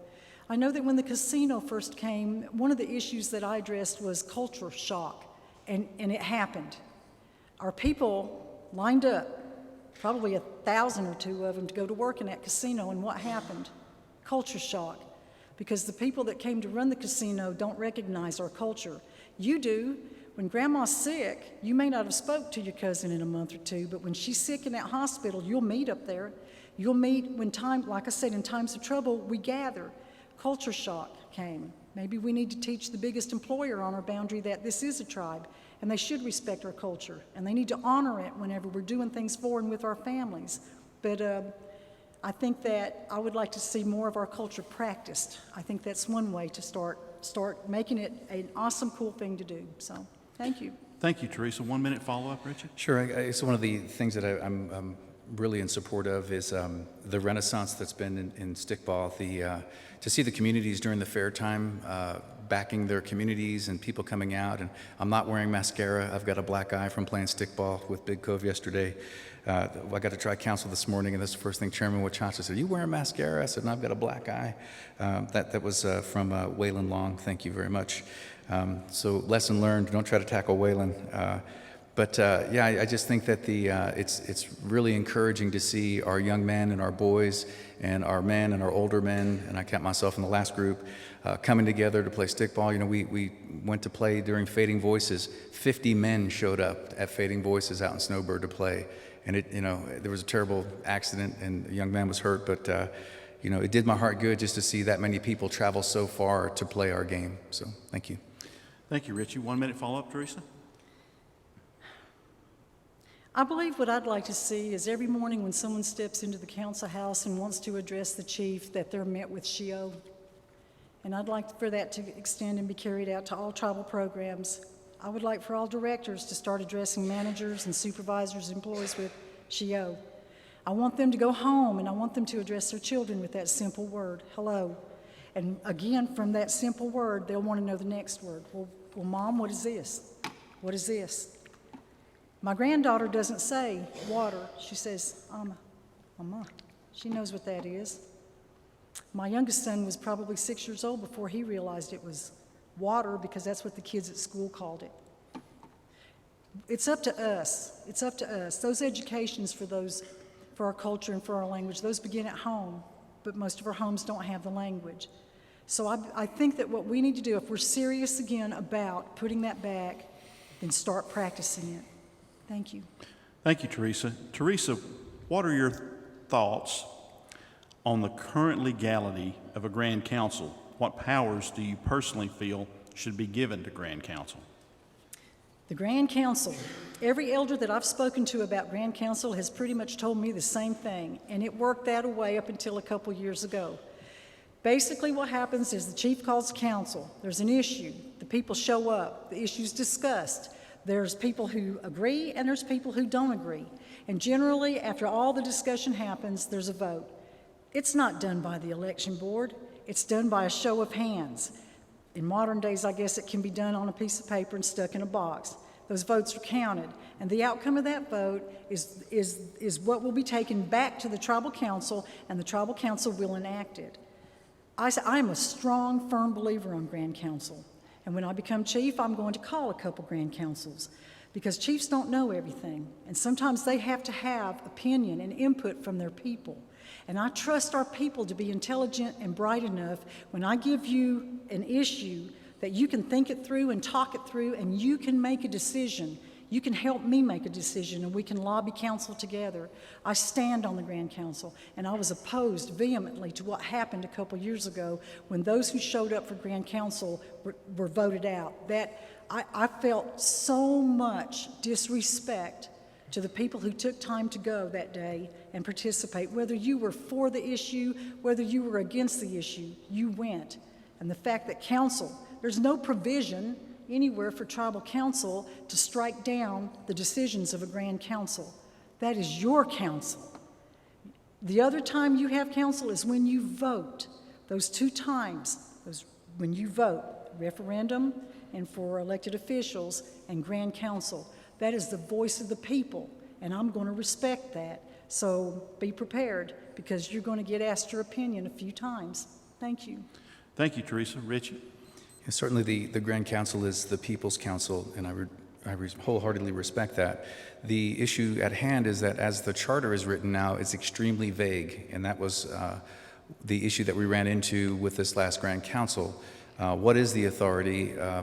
And so I think that there needs to be spelled out in ordinance how the structure of it is, so that it's legally binding. Everything that was done was undone later on by the court, because there's nothing in the law to give any kind of clarity to what the authority of the Grand Council is. The charter is extremely vague. It simply says the chief has the ability to call a Grand Council. I think it's incumbent upon the legislative body, tribal council, to create the framework so that Grand Councils, when they are called, there's a framework that's followed and it's legally binding. And I would certainly support that. Thank you. Thank you, Richie. 1 minute follow-up, Teresa? I disagree with that. The Grand Council and what happens in the Grand Council should be the choice of the people. And again, that's an issue that's in the Constitution. And that's an issue that I think we might need to talk about, because people agree hard against it, or they're 100% for it. But the charter, even limited as it is, says that the chief shall call Grand Council. You know, when elders of this tribe, we just lost Mr. Wolf last year, beloved man, tells you historically how a Grand Council is conducted and what can be expected, the chief, the council, the court should have listened. You don't make up law in the absence of law. You fall back on tradition. You fall back on your culture. And that's when you're practicing it. But when you get stuck somewhere and you want to make something up, look what happened. Our people were slapped in the face that day, and I feel terrible about that. Thank you, Teresa. Richie, 1 minute follow-up? Sure. Well, there were certainly things that happened during that Grand Council that were not consistent with our culture, that were not consistent with our traditions. When our young people showed up to voice their opinion, they were shouted down, they were told to leave. So that is why I say there absolutely has to be a framework in place so everybody's rights are protected and everybody has a voice. To simply say we can call a Grand Council, and then if you come in and you're a voice of dissent and you're shouted down and you're told to leave, that your opinion doesn't matter, that's not a Grand Council. So I support Grand Council, and I support the premise and the idea, but there needs to be a framework so that everybody's rights are respected. Thank you. Thank you, Richie. Richie, what are your thoughts on the importance of finishing the fiber infrastructure to every EBCI tribal community? Yeah, so we absolutely have to have broadband access to all tribal members. As part of my administration, you know, we continued the expansion of fiber into the snowbird community. In snowbird, we'll be doing fiber to every home. Cost-wise, we're looking at a $750,000 infrastructure and then $2,500 per home. The quickest, fastest, easiest way would be for us to acquire Cherokee Cablevision. The infrastructure is already in place. They have fiber on the poles. We had a feasibility study done. I sent that feasibility study to tribal council members. The valuation, if you tried to put in place the infrastructure that exists already, it would cost $12 million. We could purchase Cablevision for $3 million, do a $1 million upgrade to the head-end, and we would then be able to offer high-speed internet to every home that has cable running to it, which I think is every community. I live on 3,200 acre tract, and we even have Cherokee Cablevision out there. We would be able to offer up to 800 channels of digital cable and voice over IP all in one package price.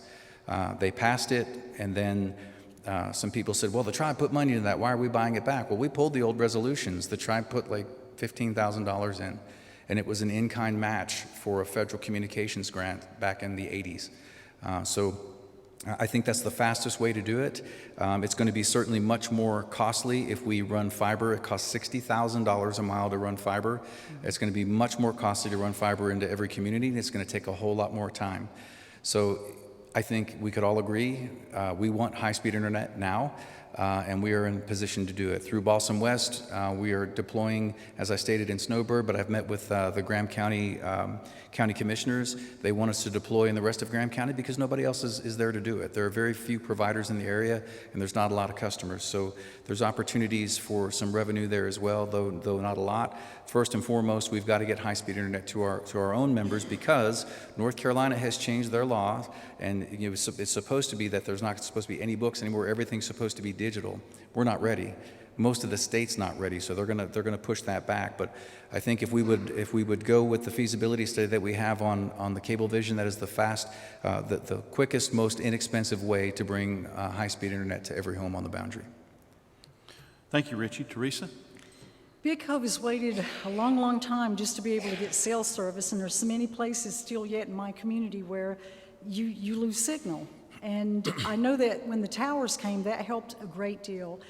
Even at the head of Bunches Creek where I live, we're able to pick up some signal and occasionally communicate and make a phone call. But it just depends on weather, it depends on the clouds and the time of day. I would like to find out more about Balsam West. I would like a monthly report from them. I'd like to know what they're doing to assist us. The fiber that they have, half of it belongs to this tribe.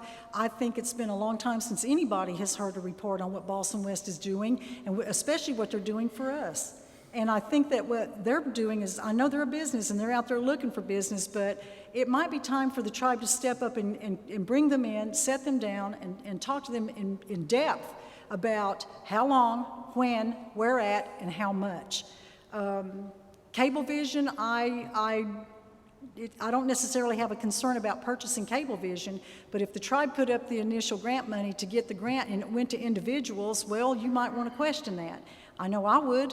The other thing is the overhead and the cost for restoring and fixing cable. If we have fiber above the ground, that might not be a good thing to do considering all the trees and storms that come through. Power goes out in Big Cove every other month maybe because trees are starting to come down now, and it takes out our power. But we do need high-speed internet because it goes back to children. It just goes back to communication in general. You know, we're paying high dollars to get satellite in our communities, and not everybody can afford that. A lot of us, including myself, still have landlines because when I can't get a signal, I have to use a landline. And using a landline and a telephone in Big Cove, it is terrible. And you know, when we're trying to move forward with technology, I know that our communities that are further away from the downtown area are going to struggle a little bit longer to get those Wi-Fi needs that we're going to have to keep up with everyone. But I think we need to do more about getting on to Balsam West and asking them to step up and do their fair share of it. We want to know how much money's been invested, what is the return on that, when do we get that return, how many miles of fiber are in the ground, what did they do with their portion versus our portion, and how much say do we have in that? As a matter of fact, I can't even tell you, who we have here that's actually on Balsam West that comes to the chambers and reports to the council, reports to you. I mean, think about it. When was the last time you read anything in the One Feather about Balsam West? It just isn't coming. Thank you. Thank you, Teresa. 1 minute follow-up, Richard? So two other things we're doing to increase access to broadband. So I went and negotiated, myself and several council members negotiated with the Blue Ridge Parkway so that we could install a cell tower in the view shed of the Blue Ridge Parkway on Hyatt Cove. That particular tower will be 150 feet above the tree line. It's going to provide service for the entire Soco Valley. We signed the MOA with them, and now we're the gentleman from the BIA who will be here the week after next to sign off on everything. We can then start construction on that tower. We are also going to deploy a second tower in Big Cove so that there'll be coverage for everything else up at the loop. So we're doing everything that we can to increase access. And then our Communications Department and Commerce Department have launched a downtown Wi-Fi project, so there will be Wi-Fi access throughout all of downtown, Chinook Village, and the Cultural District. Thank you, Richie. Teresa, 1 minute follow-up? I just wanted to add that I just recently learned about the Wi-Fi project going into the valley here, and I think that that's a wonderful idea. And I know that the people here and the tourists that come here are truly going to appreciate that. That's great for homeowners, that's great for families, that's great for businesses. It's just a good deal. A lot of times when you come through the valley here, you'll see people from my community sitting on the side of the road, sometimes late in the evening, catching up on messages, catching up on mail, catching up on conversations with family. And like I said, I would hope that we would make a technology another priority for the tribe. I know that we are still looking for a director for our IT program. I don't understand why that's taken so long. It shouldn't. If technology is important, that's one of those things that we should have filled a long time ago. Thank you. Thank you, Teresa. That concludes the questioning. The candidates will now have 5 minutes each to make closing statements. And Teresa, you're first. Thank you very much. A healthy nation means a home for our families and food on the tables. In the first probably 2 or 3 months of my administration, I am going to come in with policy.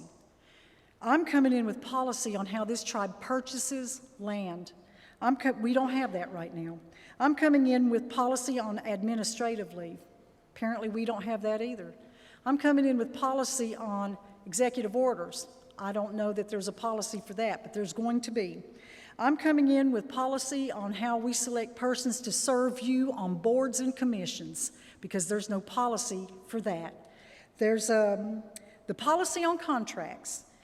Since Mr. Sneed's been the chief, he's probably contracted out millions of dollars because there's a $49,000 threshold, and anything under $50,000 does not require business committee and or tribal council approval. It can just get done.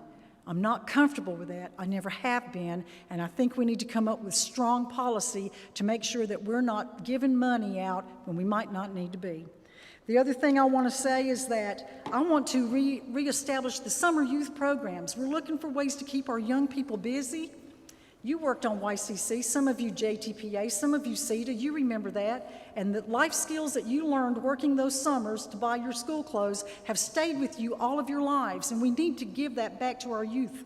And we could do a winter program, a fall program, a spring program, but we need to get them out there working. The other thing that I'd like to do is talk about, I want that post office constructed and built. That legislation's been in, it's never been done. I want the community cafe. That legislation's in, it's not being done. A while ago, a question was asked about your favorite, or how many resolutions have you put in? I put in or collected over 115 legislations I submitted in a 20-year period, and today we still operate under many of those. One of those, the community cafe, the post office. The privilege tax has made this tribe millions and millions of dollars. That was my legislation years ago. The grandparent law. I hear this every day from families. What are we going to do for our families? I submitted the grandparent law, and I'm going to follow through with it. The Raymond L. Jr. Make-A-Wish Foundation, for those who are terminally ill and needed to make a wish, that was my legislation. The Clean Needle Exchange Program, that was my legislation, and I am so grateful for council. I'm grateful for Chief Sneed's support on that. The 407 is my favorite.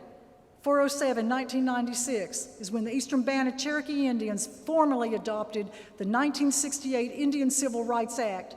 And who knew that 20 years later, that very adoption, our tribe doing that, would help me get my name on this ballot.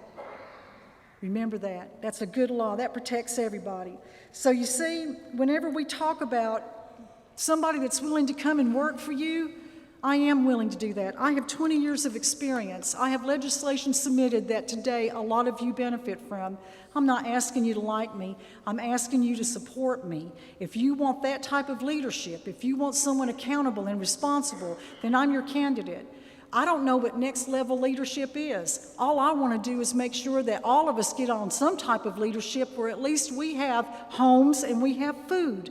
A healthy nation begins at home. A healthy nation provides the culture that we've lost. A healthy nation provides that food sovereignty. A healthy nation keeps transparency out there. It builds relationships and it contributes to trust. And we need to heal. We need to heal. Our tribe got divided, and those divisions last a long time.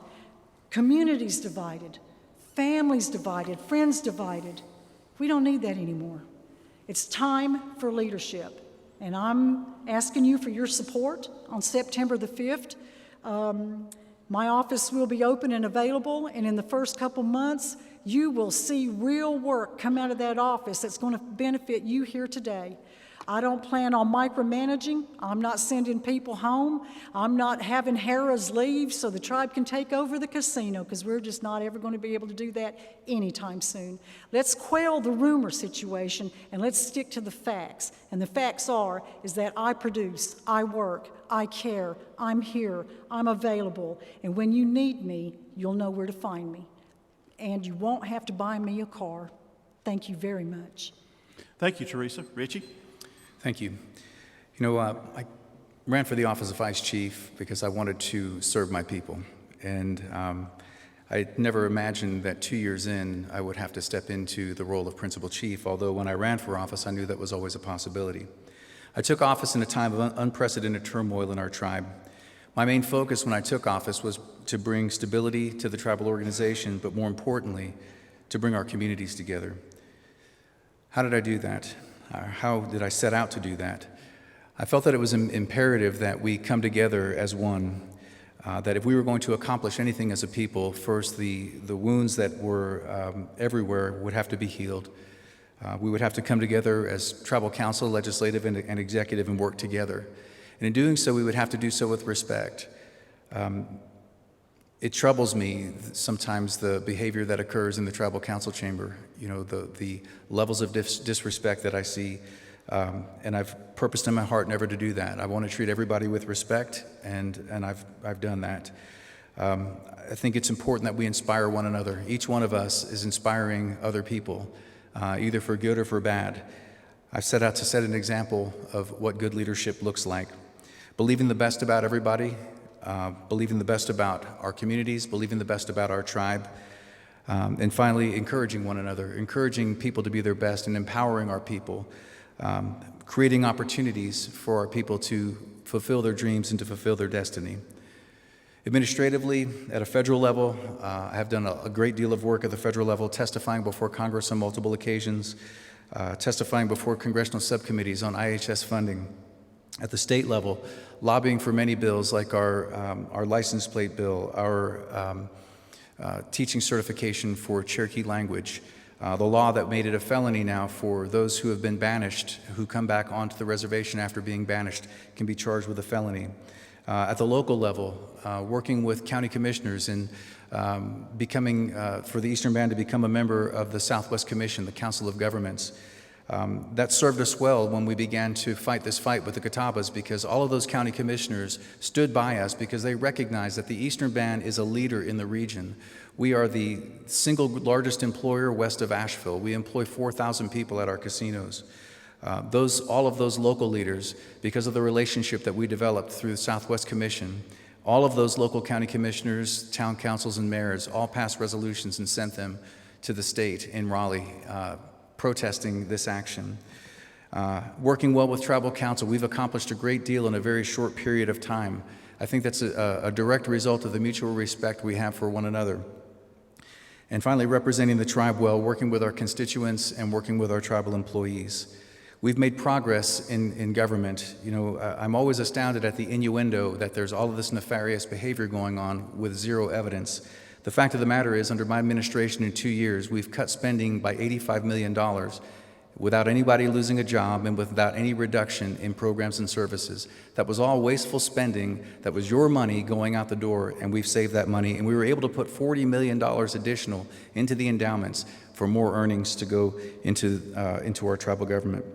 We've made great progress in diversifying our revenue streams, and we will continue to do so. Making that a priority, because everything that we do for you is dependent upon a secure financial future. I want to ensure that the programs The opportunities and the benefits that we enjoy now will be there in perpetuity for the generations to come.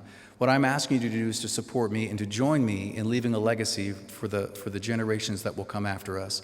This is not about you, it's not about me, it's about we. We are a tribe, and we have to leave a tribe that's better for the generations that are coming than what we found. Thank you. Thank you, Richie and Teresa. I hope that all of you will join us July 9th at 5 p.m. at the Joyce Dugan Cultural Arts Center for the Board of Education seat debates. Audience, it is now your turn. Please thank these candidates for their participation through your applause.